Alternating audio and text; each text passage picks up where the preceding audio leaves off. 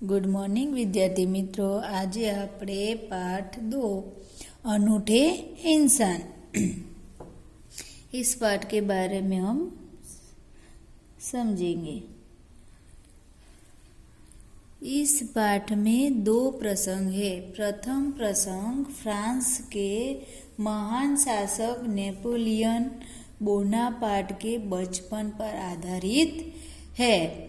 इस पाठ में 2 प्रसंग है। पहला प्रसंग है कि फ्रांस के महान शासक नेपोलियन बोनापार्ट के बचपन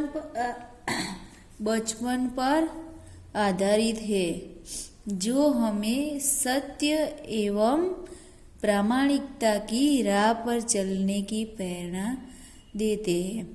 इस पाठ में अनूठे इंसान है। इस पाठ में 2 प्रसंग है। पहला प्रसंग है फ्रांस के महान शासक नेपोलियन बोनापार्ट के बचपन पर आधारित है, और दूसरा जो प्रसंग है वो केरल की देशभक्त लड़की कौमुदी के सच्चे दान का प्रसंग है।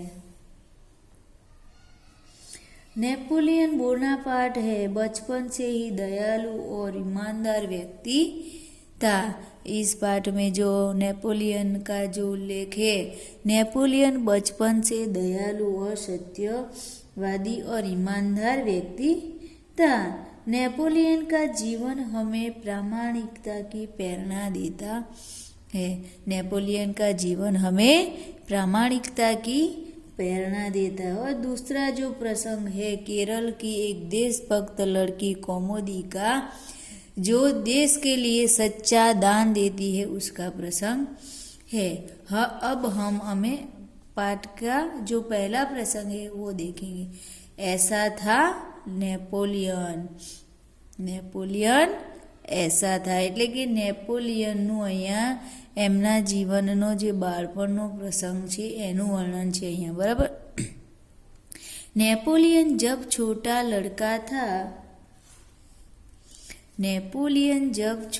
लड़का था तभी से वो सत्यवादी था।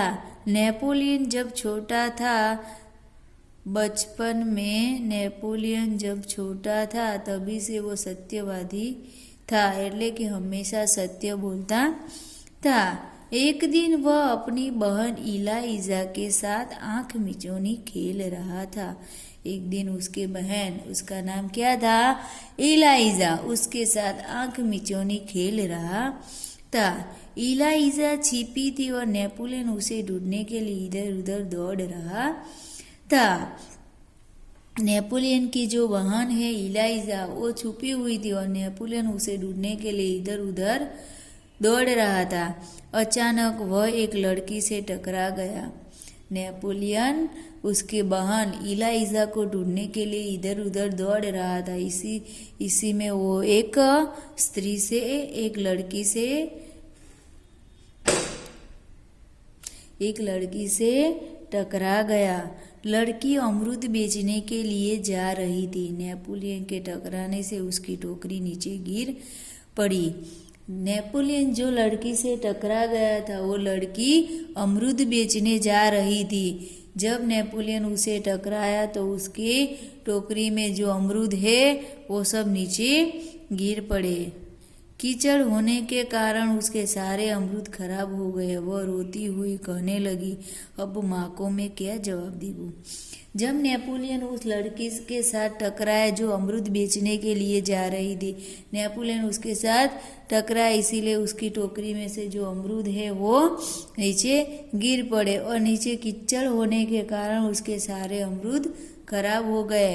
और वो लड़की रोने लगी कि अब मैं माँ को क्या जवाब दूंगी, अब माँ को मैं क्या जवाब दूंगी। હવે આપણે આ પેરેગ્રાફને ગુજરાતીમાં થોડો સમજી લઈએ, બરાબર, એટલે તમને ખ્યાલ આવશે કે નેપોલિયન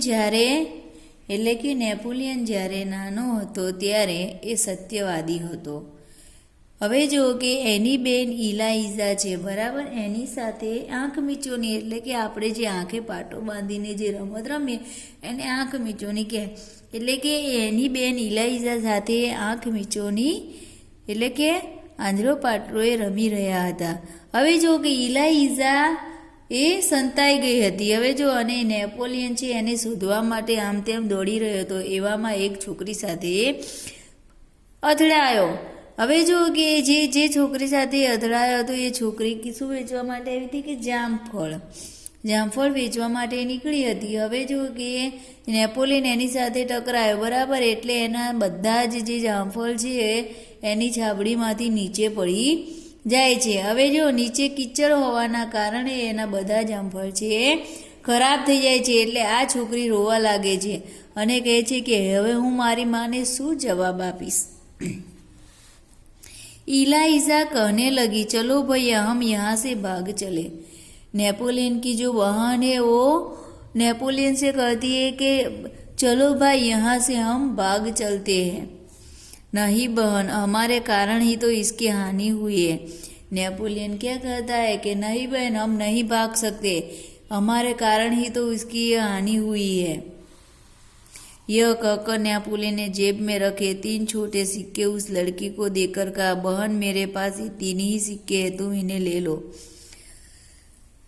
देखो नेपोलियन की बहन है वो क्या कहती है कि चलो भाई हम यहाँ से भाग जाते हैं. तब नेपोलियन कहता है कि नहीं, मैं यहाँ से नहीं भाग सकता, क्योंकि हमारे कारण ही उसकी हानि हुई है, हमें उसकी हानि का खर्चा देना पड़ेगा. એટલે नेपोलियन ने उसकी जेब में जो 3 सिक्के थे वो उस लड़की को दे दिया और उससे कहा, बहन मेरे पास इतने ही सिक्के हैं, ये तुम उन्हें ले लो. नेपोलियन के पास जो 3 सिक्के थे उसने उस लड़की को दे दिए और कहा कि ये तुम ले लो, मेरे पास इतने ही सिक्के दे. इन 3 सिक्कों से क्या होगा, मेरी माँ मुझे बहुत मारेगी, लड़की ने कहा. जब नेपोलियन ने उस लड़की को 3 सिक्के दिए तब लड़की रोने लगी और कहा कि इन 3 सिक्कों से मेरा क्या होगा, मेरी माँ मुझे बहुत मारेगी. लड़की ने कहा, अच्छा तो तुम हमारे साथ घर चलो. जब वो लड़की रोने लगी कि इस 3 सिक्के से मेरा क्या होगा, मेरी माँ मुझे बहुत मारेगी, तब नेपोलियन ने कहा कि अच्छा तो तुम मेरे साथ हमारे घर चलो, हम तुम्हें अपनी माँ से और पैसे दिलवा देंगे. नेपोलियन उस लड़की से कहता है कि तुम मेरे घर चलो, मैं मेरी माँ से मैं तुम्हें पैसा दिलवा दूंगा. હવે જુઓ કે હવે આપણે એને ગુજરાતીમાં સમજી લઈએ એટલે તમને ખ્યાલ આવશે. જો કે જ્યારે ઇલાઇઝા છે, બરાબર, એ નેપોલિયન જ્યારે પેલી છોકરી સાથે ટકરાય છે, બરાબર, અને એના બધા જામફળ કિચડમાં ખરાબ થઈ જાય છે, ત્યારે એની બેન ઇલાઇઝા શું કહે છે કે ભાઈ ચલો આપણે અહીંયાથી ભાગી જઈએ. ત્યારે નેપોલિયન કહે છે, ના બેન, આપણે અહીંયાથી ભાગી જવાય નહીં. કેમ કે આપણા કારણે જ એનું નુકસાન થયું છે, બરાબર. એટલે નેપોલિયન એના ખીચામાં જે 3 પૈસા હોય છે, બરાબર, એ 3 પૈસા પેલી છોકરીને હાથમાં આપે છે અને કહે છે કે લે, મારી પાસે આટલા 3 જ સિક્કા હતા અને હું તને આપું છું, તું લઈ લે. ત્યારે પેલી છોકરી રડવા લાગી છે અને કહે છે કે આટલા 3 પૈસાથી મારું શું થશે, મારી માં મને બહુ મારશે. એટલે નેપોલિયન એને કહે છે કે સારું તો તું ચાલ અમારે સાથે અમારા ઘરે, હું મારી માં પાસે હું તને તારા પૈસા અપાવી દઈશ. इस पर इलाइज़ा ने नेपोलियन से कहा, भैया इसे घर ले चलोगे तो माँ नाराज होंगी. जब नेपोलियन उस लड़की को कहता है कि तुम मेरे घर चलो, मैं मेरी माँ से तुम्हारा पैसा दिलवा दूंगा, तब इलाइज़ा नेपोलियन से कहती है कि नहीं भैया, उसे हम घर नहीं ले जा सकते, माँ हमारी माँ नाराज हो जाएगी. नेपोलियन नहीं माना, वह उस लड़की को अपने साथ घर ले गया. माँ को घटना की जानकारी देकर वह बोला, माँ आप मुझे जो जेब खर्च देती है उसमें से उस लड़की को पैसे दे दीजिए. नेपोलियन इलाइज़ा ने कहा कि नहीं भैया, हम उसे अपने घर नहीं ले जा सकते. तब तब नेपोलियन नहीं माना। इलाइजा ने कहा, फिर भी वो नहीं माना और उस लड़की को अपने घर ले गया और उसने अपनी माँ से सारी घटना बताई और माँ से बोला कि माँ आप मुझे मेरे जेब खर्च में से उसे पैसा दे दीजिए। ठीक है, मैं तुम्हारी सच्चाई से खुश हूँ, मगर याद रखना अब तुम्हें 1 महीने तक जेब खर्च के लिए कुछ भी नहीं मिलेगा। ठीक है, मैं तुम्हारी सच्चाई से खुश हूँ, मगर याद रखना अब तुम्हें 1 महीने तक जेब खर्च के लिए कुछ भी नहीं मिलेगा, माँ ने कहा। नेपोलियन की माँ ने उस लड़की को पैसे तो दे दिए, लेकिन नेपोलियन से कहा कि ठीक है, मैं उसे पैसा दे देती हूँ, लेकिन तुम्हें 1 महीने तक जेब खर्च के लिए ये कुछ नहीं मिलेगा। उसकी माँ ने उसे कहा कि तुम्हें 1 महीने के लिए जेब खर्च के लिए कुछ नहीं मिलेगा। ठीक है माँ, नेपोलियन ने हंसते हुआ कहा, ठीक है माँ, मुझे 1 महीने के लिए जेब खर्च के लिए कुछ नहीं चाहिए। माँ ने उस लड़की को 2 बड़े सिक्के दिए। माँ ने जिस लड़की का अमरूद कीचड़ में गिर गया था, उस लड़की को माँ ने 2 बड़े सिक्के दिए। वह खुशी खुशी घर लौट गई। नेपोलियन को धक्का देने की सजा तो मिली, परंतु सत्य के पथ पर चलने के कारण उसे यह सजा भुगतने में अद्भुत आनंद आया। माँ ने उस लड़की को दो सिक्के दे दिए, लेकिन नेपोलियन को सच्चाई के मार्ग पर चलने के लिए उसे सजा भुगतने में अद्भुत आनंद हुआ। वास्तव में नेपोलियन सच्चाई के पथ पर चलने वाला इंसान था। बचपन से ही उसे खुद पर दृढ़ विश्वास था और दृढ़ इच्छा शक्ति थी।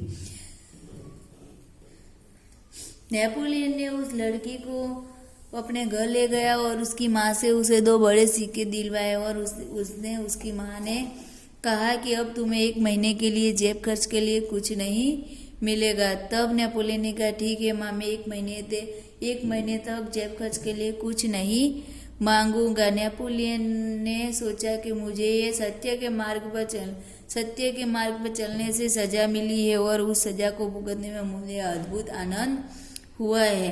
वास्तव में जो नेपोलियन है वो सच्चाई के मार्ग पर चलने वाला इंसान था। बचपन से उसे दृढ़ विश्वास था और दृढ़ इच्छा शक्ति। હવે જો કે નેપોલિયન છે એ લડકીને એટલે કે એ છોકરીને પોતાના ઘરે લઈ જાય છે અને એની માને બધી સચ્ચાઈ બતાવે છે, એટલે એની માં એની સચ્ચાઈથી ખુશ થઈ જાય છે અને એ છોકરીને 2 મોટા સિક્કા આપે છે, બરાબર। એટલે પછી એ સિક્કા તો આપે છે, પણ એની માં એને નેપોલિયનને કહે છે કે સારું, હું તારી સચ્ચાઈથી ખુશ થઈ છું, પણ હું તને 1 મહિના સુધી તારો જેબ ખર્ચ એટલે વાપરવા માટે જે મહિના સુધી જે પૈસા આપતા હતા એ હવે હું તને 1 મહિના સુધી નહીં આપું। એટલે નેપોલિયન કહે છે કે સારું માં, મારે 1 મહિના સુધી જેબ ખર્ચ નથી જોતો એમ, પણ આ છોકરીને તમે પૈસા આપી દો। નેપોલિયનને સચ્ચાઈના માર્ગ પર ચાલવા માટેની જે સજા મળી હતી એને ભોગવવાનો એને ઘણો આનંદ થયો હતો, બરાબર। એટલે વાસ્તવમાં જ આ નેપોલિયન છે, બરાબર, સચ્ચાઈના માર્ગ પર ચાલવાવાળો ઇન્સાન હતો। એને દૃઢ વિશ્વાસ પણ હતો, એની દૃઢ ઈચ્છા શક્તિ પણ હતી। ચલો હવે બીજો જે પ્રસંગ છે સચ્ચા દાન। सच्चा दान इस प्रसंग में केरल की एक देशभक्त लड़की कौमुदी की कथा है, बराबर। उसने देश के लिए जो दान दी है उसका यहाँ उल्लेख है। मालबार की बात है। मालबार એટલે केरल का एक हिस्सा है। वहाँ बड़गरा नाम के गांव में सभा का आयोजन किया गया। अब देखो कि मालबार केरल की ये लड़की है कौमुदी, और वहाँ बड़गरा नाम का एक गांव था। वहाँ एक सभा का आयोजन किया गया था। गांधी जी ने अपने भाषण में सभा में उपस्थित सभी बहनों से जेवर की भीख मांगी। अबे जो मालबार के बड़गरा नामक गांव में एक सभा का आयोजन किया गया था और उस सभा में गांधी जी ने सभा में उपस्थित सभी बहनों से जेवर की भीख मांगी। बहुत से वस्तुएं भेंट में मिली। अपना भाषण समाप्त करके गांधी जी उनको नीलाम करने लगे। उसी समय कौमुदी नामक की 16 वर्ष की एक कन्या धीरे से मंच पर चढ़ आई। उसने एक हाथ की सोने की चूड़ी उतारी और उसे गांधी जी को देते हुए बोली कि आप मुझे अपने हस्ताक्षर देंगे।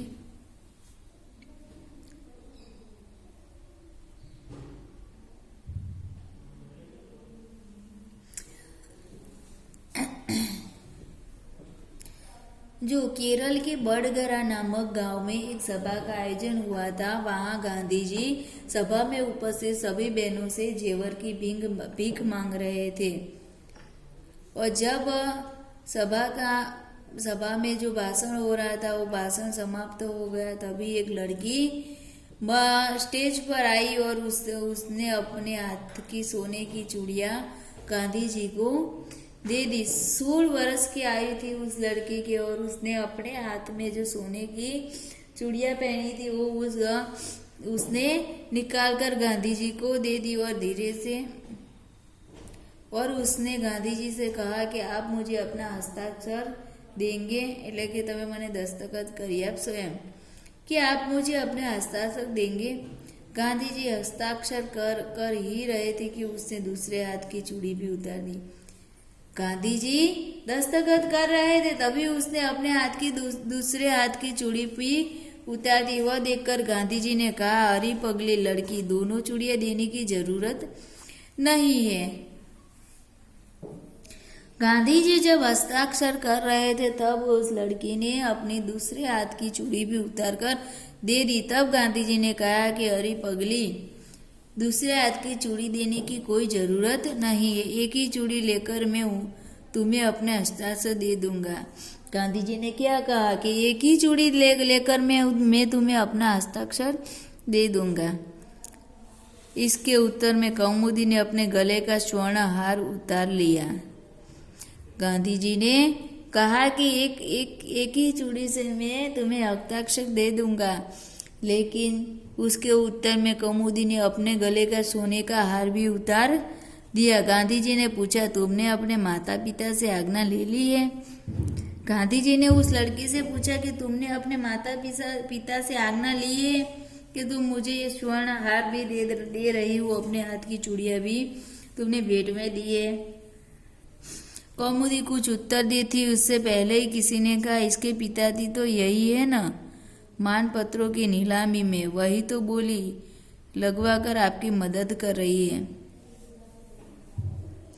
कौमुदी कुछ उत्तर नहीं दे रही थी, तब किसी ने उत्तर दिया है कि उसके पिता तो यही है ना, मानपत्रों की नीलामी में, वही तो बोली लगवाकर आपकी मदद कर रहे हैं। गांधी जी ने कौमुदी से कहा कि तुम्हारे माता पिता को पता है कि तुम ये अपनी चूड़ियां स्वर्ण हार भेंट में दे रही हो?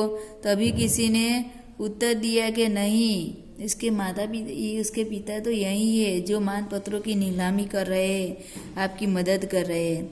अब गांधी जी ने कौमुदी से कहा, तुम्हें यह तो मालूम होगा कि ये गहने दे देने के बाद तुम फिर नए गहने नहीं बनवा सकोगी। गांधी जी ने कौमुदी से कहा, तुम्हें पता है ना कि तुम ये गहने भेंट में दे दूंगी, भेंट में देकर तुम फिर नए गहने तुम नहीं बनवा सकोगी, तुम्हें मालूम है ना। अब गांधी जी ने कौमुदी से कहा, तुम्हें यह तो मालूम होगा कि ये गहने देने के बाद तुम फिर नए गहने नहीं बनवा सकोगी। कौमुदी ने यह शर्त दृढ़तापूर्वक स्वीकार कर ली। गांधी जी ने हस्ताक्षर करने के बाद यह वाक्य लिख दिया, तुम्हारे इन आभूषणों की अपेक्षा तुम्हारा त्यागी सच्चा आभूषण है। गांधी जी हस्ताक्षर करने के बाद गांधी जी ने लिख दिया कि तुम्हारे इन आभूषणों की अपेक्षा तुम्हारा त्याग ही सच्चा आभूषण है। सच है, देश प्रेम से बढ़कर कुछ नहीं है। गांधी जी ने क्या लिखा? गांधी जी ने हस्ताक्षर में लिखा है कि देश प्रेम से बढ़कर कुछ नहीं है। तुम्हारे इन आभूषण की अपेक्षा तुम्हारा त्याग ही સચ્ચા હવે જો કે આ જે બીજો પ્રસંગ છે, આ બીજા પ્રસંગની અંદર જે કેરળનું એક બડગરા નામનું એક ગામ છે, બરાબર. આ ગામની અંદર એક સભાનું આયોજન કરેલું હોય છે। આ આયોજનની અંદર ગાંધીજી છે સભાની અંદર ઉપસ્થિત દરેક બહેનો પાસે આભૂષણોની એટલે કે એમના સોનાના દાગીનાની એ ભીખ માંગે છે અને બધી સ્ત્રીઓ એ ભેટમાં આપે પણ છે। એવામાં 16 વર્ષની કૌમુદી નામની એક છોકરી સ્ટેજ ઉપર આવે છે એટલે કે મંચ ઉપર આવે છે અને ગાંધીજીને પોતાના હાથની જે સોનાની બંગડી છે ભેટમાં આપી દે છે અને ગાંધીજીને કહે છે કે તમે મને હસ્તાક્ષર આપશો, તમે મને દસ્તખત કરી આપશો। ત્યારે ગાંધીજી એને દસ્તખત કરે છે ત્યારે પોતાના બીજા હાથની પણ એ સોનાની બંગડીને ઉતારીને ગાંધીજીને આપે છે। ત્યારે ગાંધીજી કહે છે કે તું તારા માતા પિતાને ખબર છે કે તું આ બધી વસ્તુ ભેટમાં આપી રહી છે? ત્યારે એના જવાબમાં પાછી કૌમુદી છે એનો સોનાનો હાર પણ આપી દે છે। ત્યારે ગાંધીજી કહે છે કે ના, આની કંઈ જરૂર નથી, હું તને એક બંગડી તે આપી છે એના ઉપર પણ હું તને હસ્તાક્ષર કરી આપીશ, બીજાની કાંઈ જરૂર છે નહીં। એટલે કૌમુદી છે દેશભક્ત છે અને દેશ માટે એને કંઈક કરવું છે એટલે એને બધું જ એ દાનમાં આપી દે છે અને ગાંધીજી એને દસ્તખતમાં લખી આપે છે કે તારું જે આભૂષણ છે, બરાબર, તારું આભૂષણ છે એટલે કે આ આભૂષણની અપેક્ષા તે જે ઘરેણા આપ્યા છે એની અપેક્ષા કરતા ત્યાગ, તારું જે ત્યાગ છે તે જે ત્યાગ કર્યું છે એ જ સાચું આભૂષણ છે। અને ગાંધીજી લખે છે કે દેશ પ્રેમ કરતા એટલે કે દેશ પ્રેમ છે બળકર કુછ નહીં, એટલે દેશના પ્રેમ કરતા વધારે કશું જ છે નહીં। ચલો હવે જોઈએ કે શબ્દાર્થ।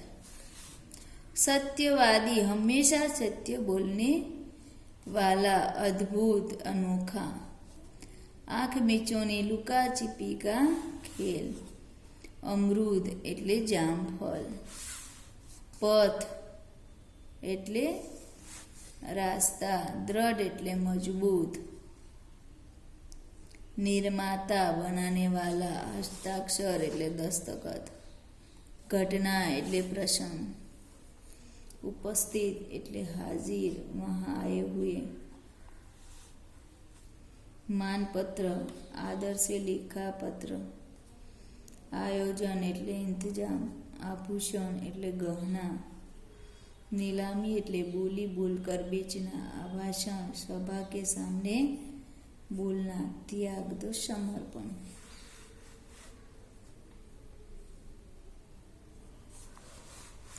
चलो स्वाध्याय छे प्रश्नों के उत्तर दीजिए। नेपोलियन और उसकी बहन के स्वभाव में क्या अंतर था? तो नेपोलियन नेक एवं ईमानदार प्रामाणिक व्यक्ति था, जबकि उसकी बहन इलाइजा स्वार्थी स्वभाव की झूठी थी। आप नेपोलियन की जगह होते तो क्या करते?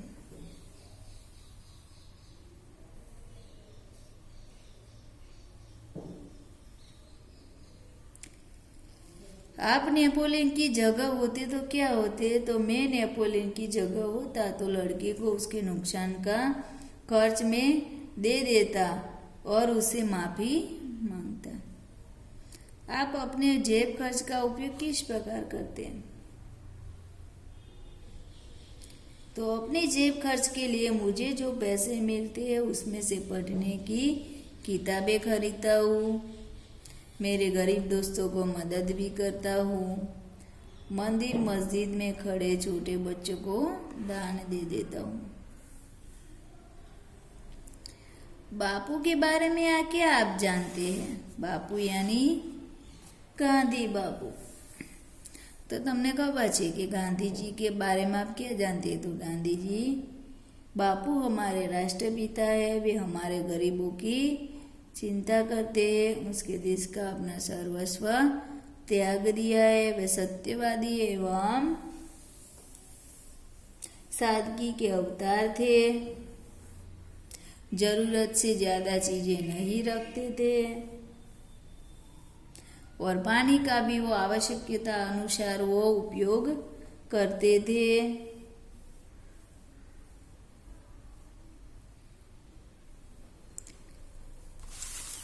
बापू धन क्यों इकट्ठा कर रहे थे?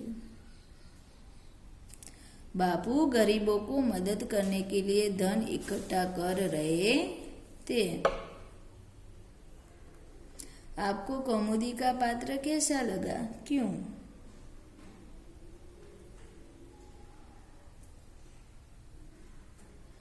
मुझे कौमुदी का पात्र बहुत अच्छा लगा क्योंकि उसने गांधी जी की बात का उस पर गहरा प्रभाव पड़ा था। उसने अपनी सभी आभूषण गरीबों के लिए भेंट में दे दी थी।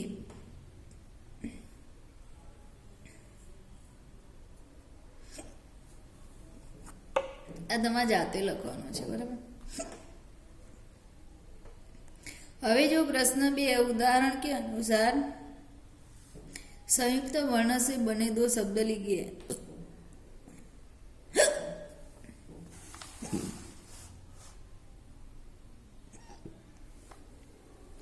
ये તમારે જાતે એ લખવાનું છે।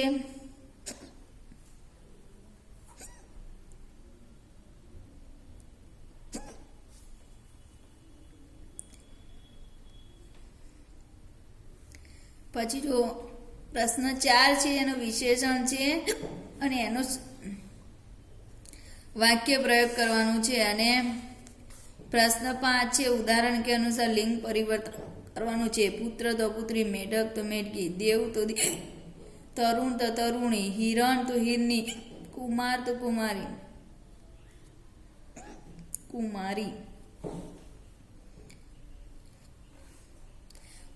એમાં પણ આ ઉદાહરણ પ્રમાણે જ કરવાનું છે, આમાં ઉદાહરણ પ્રમાણે કરવાનું, બરાબર ને?